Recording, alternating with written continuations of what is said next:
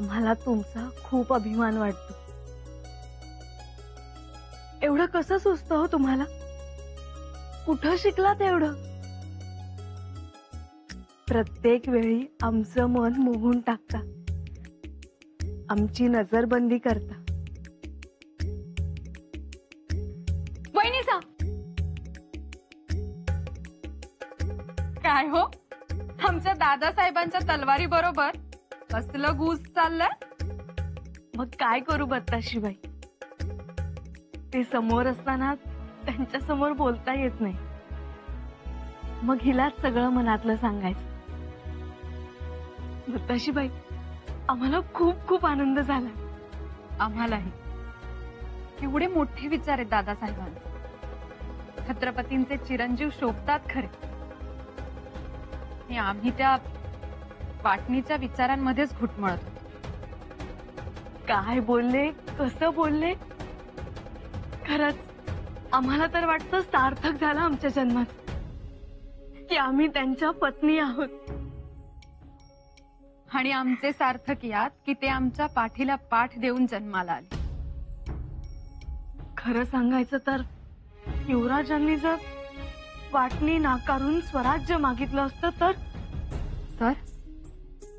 आपलं जाऊ द्या, आबासाहेबांना काय वाटलं असतं? आबासाहेबांचंही राहू दे, पण स्वार्थी म्हणून पदरी अवहेलना पडली असती दादासाहेबांची. आमच्या मनातलं बोललात अगदी. आपण आपल्या दादासाहेबांना मागा मागा असंच म्हणत होतो, आणि दादासाहेब त्यांनी त्यांच्या मनातलं थोडं तरी जाणवू दिलं का? युवराजांनी जर दक्षिण नाहीतर स्वराज्य मागितलं असतं ना, तर सोन्यासारख्या स्वराज्याची फाळणी केली म्हणून पापच नशिबी आलं असतं त्यांच्या. खरंच हो, दादासाहेबांनी स्वराज्य मागितलं असतं तर आबासाहेबांनाही त्रास झाला असता. त्रास झाला असता, म्हणूनच युवराजांनी घेतलेला निर्णय योग्यच आहे असं वाटतंय आम्हाला.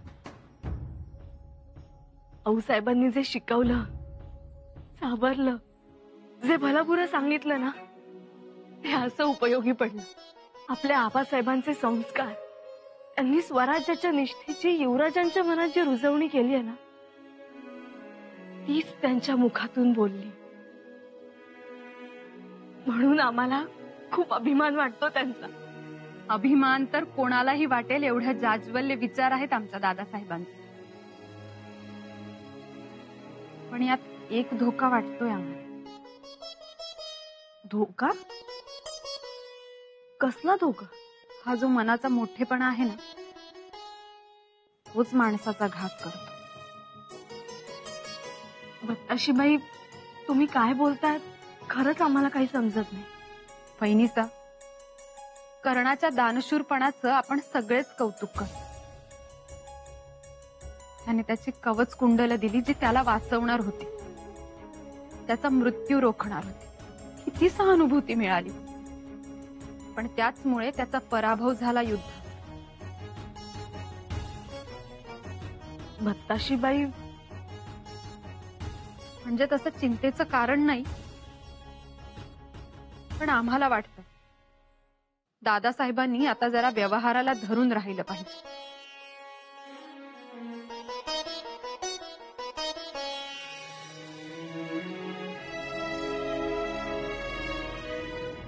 मातोश्री, आपण वाटणीचा प्रस्ताव काय ठेवता? मग स्वतः जाऊन महाराजांना तो प्रस्ताव मागे घेण्याविषयी विनंती करता. मग एकट्याच आपल्या महालात उदास बसून राहता. नंतर ही अशी प्रांजळपणे कबुली सुद्धा देता, आणि कबुली देताना तुमच्या डोळ्यात अश्रू उभे राहतात. याचा अर्थ होतो की आमच्या मातोश्रींचं मन निर्मळ आहे.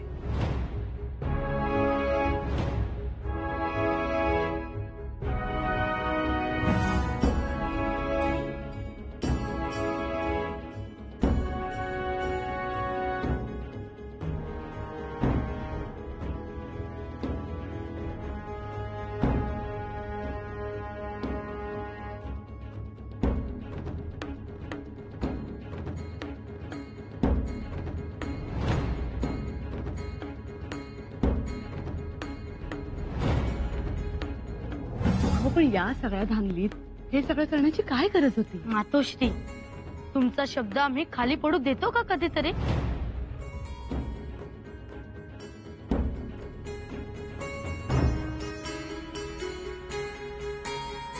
आपण का असं वागलो?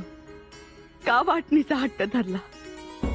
त्यांनी आपल्याला स्फटिकासारख्या निर्मळ मनाची आई म्हटलं, मग आपण शंभूराजांना आपलं मानलंच पाहिजे.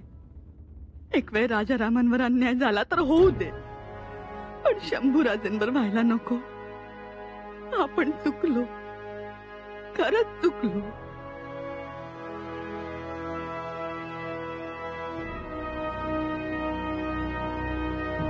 कोण आहे तिकडे? जी राणीसाहेब. आमच्या महालाचा राबता बंद करा. कोणालाही इकडे येऊ देऊ नका. जशी आज्ञा. जा. खरंच पुतळा राणीसाहेब, खूप धन्यता वाटते. असं म्हणताना की शंभूराजे मोठे झाले. आम्हाला अजूनही आठवतंय, लहान असताना पूर्वी ते नेहमी म्हणत, आम्ही शूर आबांचे शूर बच्चे आहोत.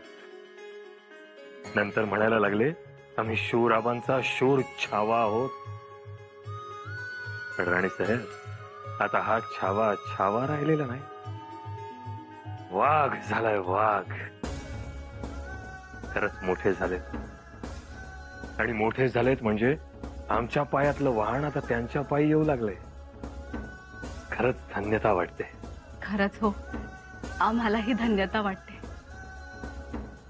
बघता बघता तुमच्या खांद्याला खांदा लागू लागला.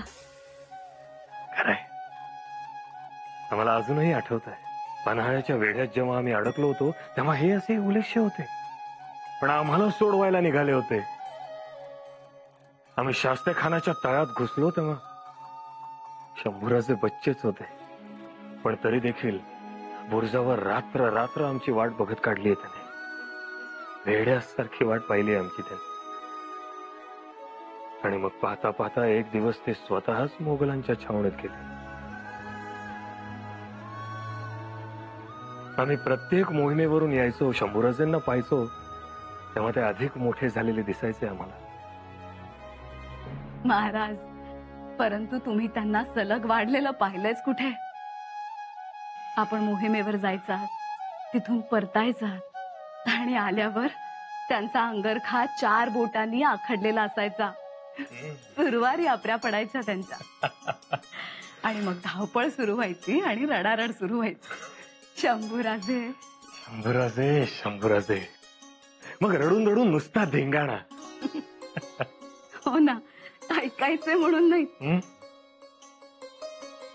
आणि आता हेच शंभूराजे एवढे समजदार झाले.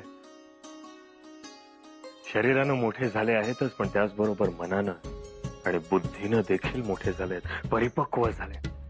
हो ना, आणि त्यांनी ते सिद्धही केलंय. खरंय. आई म्हणून ह्या गोष्टीचा आम्हाला अभिमान वाटतो. अगदी बरोबर बोललात पुतळा राणीसाहेब. आम्ही देखील जवळजवळ निश्चिंत झालो आहोत. महापंडित वेदोनारायण गागा भट्टांनी स्वतः लिहिलेला ग्रंथ आपल्या शंभूराजेंना अर्पण केला.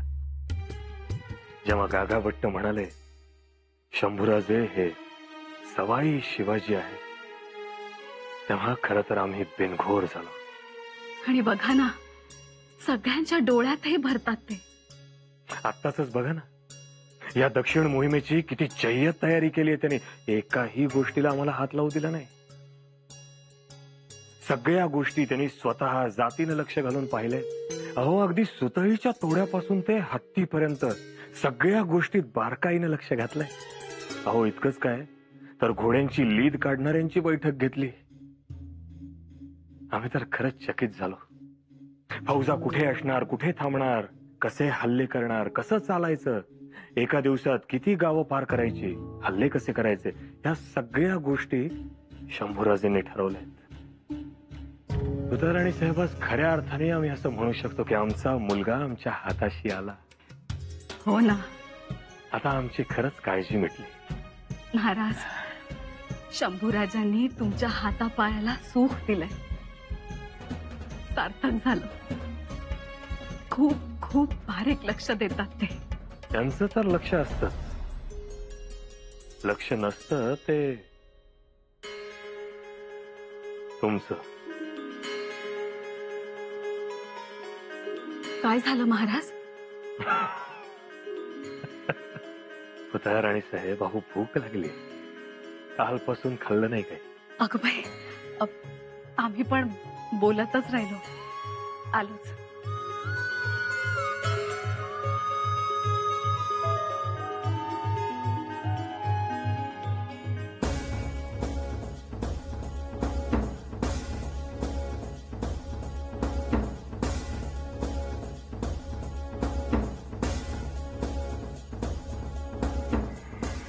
ताई, आज आपला शंभू मोठा झाला. काय हवं नको ते सगळं बघतात, आमच्यावर काही पडू देत नाहीत. बरं न सांगतात सगळ्या गोष्टी करतात. ताई, हे सगळं बघायला आज तुम्ही हव्या होतात. तुम्हाला खरंच खूप खूप आनंद झाला असता, अगदी हरखून गेल्या असतात. म्हणाला असता, आमची कूस आज धन्य झाली.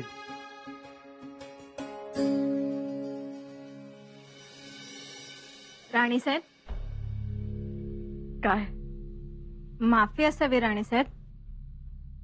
थाळा घेऊन आले आहे. आम्हाला भूक नाही, घेऊन जा. पण तुम्ही सकाळ ठाव ना. सांगितलं ना आम्हाला नकोय म्हणून. घेऊन जा. जी. आणि आमच्या महालाचा राबता बंद करा पूर्णपणे. कोणालाही आत येऊ देऊ नका आणि तुम्ही सुद्धा येऊ नका आमची आज्ञा होईपर्यंत. जी राणीसाहेब. जा.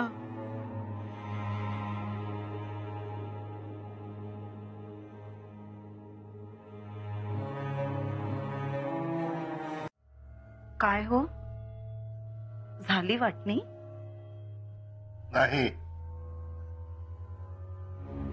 म्हणजे महाराजांनी दिली नाही का? युवराजांनी मागितली नाही. बघा किती चांगले आहेत युवराज, देवगुणीच आहेत ते. वरडवाडा. हा,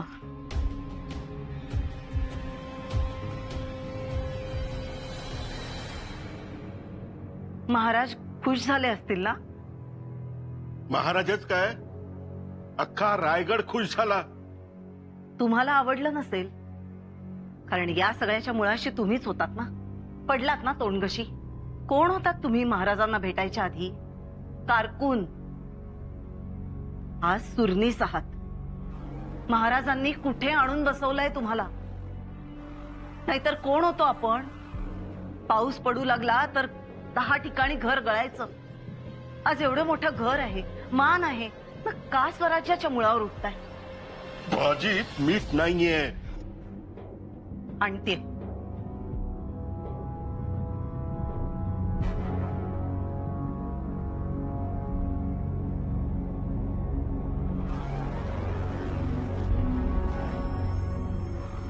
आणि यापुढे असं काही वागू नका.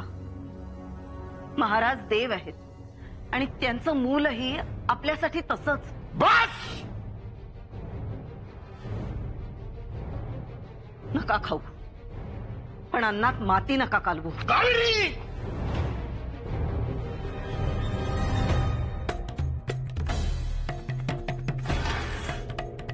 पंत, काय हे? मिठालाही चव नाहीये या घरात.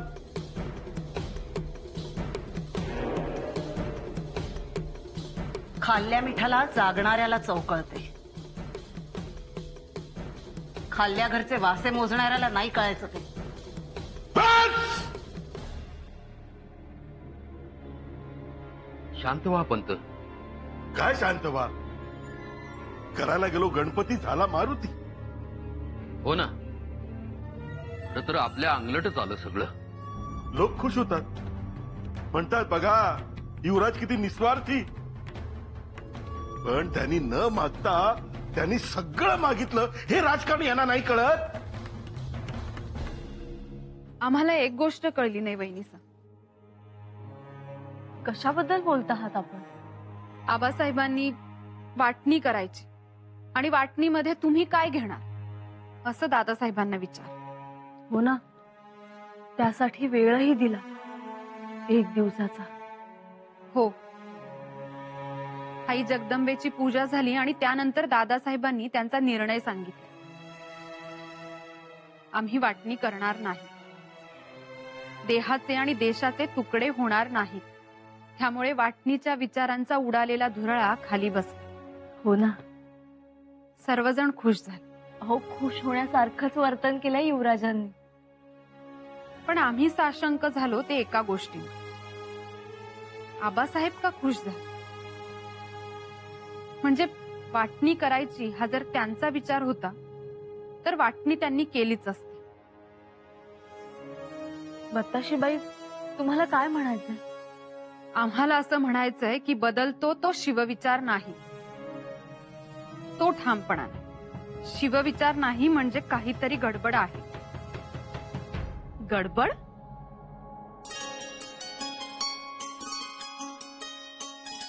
मातोश्री, म्हणजे आमचा अंदाज खरा ठरला तर, म्हणजे आबासाहेबांना वाटणी करायची असती तर वाटणी झालीच असती. हे जे एवढं घडलं ते घडलंच नसतं. ते दादासाहेबांनी बदललं. वाटणीच्या विचारांना त्यांनी कात्रजचा घाट दाखवला आणि त्यावर आबासाहेबांनी खुश व्हावे. वाटणीबद्दल राणीसाहेब, लवकर चला थोरल्या महालाकडे. का? काय झालं?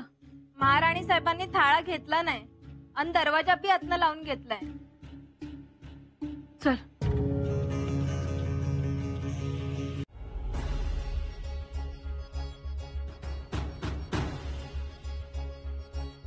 मातोश्री, खरंच दरवाजा बंद आहे.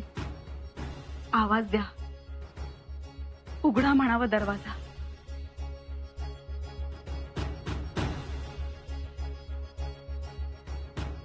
मातोश्री,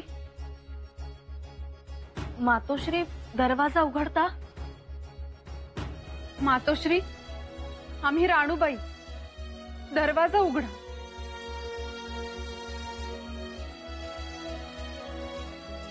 थोरल्याबाई साहेब, माफी असावी पण आपली तब्येत ठीक नाही का? की आराम हवाय? काही बोलला नाही तर आम्हाला कसं कळेल? दरवाजा उघडता. मातोश्री,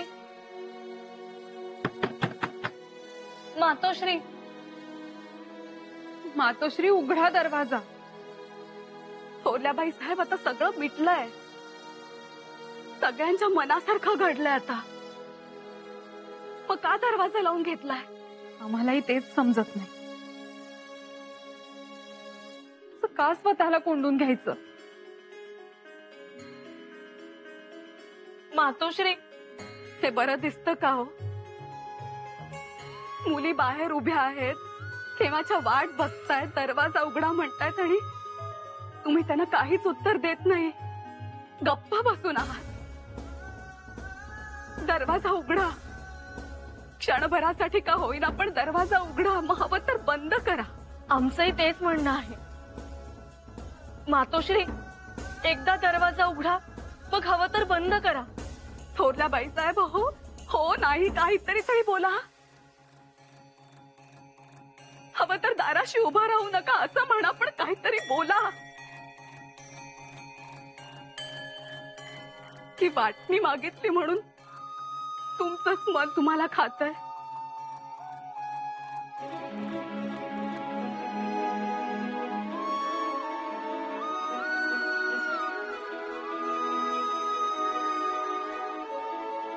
तसं काही नाहीये.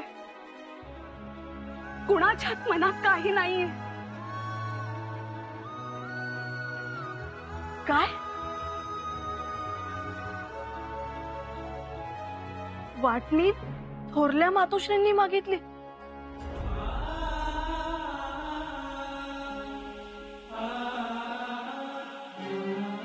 तरी म्हटलं रायगडाला विस्तव लावण्याचं धारिष्ट कोणा